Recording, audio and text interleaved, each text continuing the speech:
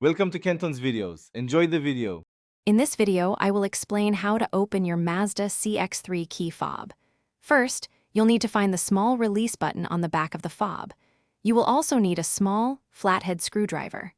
Wrapping the screwdriver tip in tape can help prevent any scratches to your key fob during the process. This simple preparation ensures a smooth and easy battery replacement. Once you have your tools ready, the next step is to remove the emergency key. Press the small release button located on the back of the fob. While holding this button down, gently pull the metal emergency key straight out from its slot. This key is essential for manually unlocking your car if the fob battery dies, so always keep it in a safe and accessible place. With the emergency key removed, you will see a small slot inside the opening. Take your flathead screwdriver and insert its tip into this slot. Gently twist the screwdriver to create a small gap between the two halves of the fob. Work your way around the edge, carefully prying the case open until it separates. Be gentle to avoid damaging the plastic.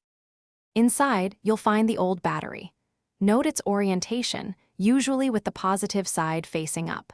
Carefully remove it and insert a new CR2025 battery, ensuring the positive side faces the same direction. Finally, align the two halves of the key fob and gently press them together until they snap securely into place.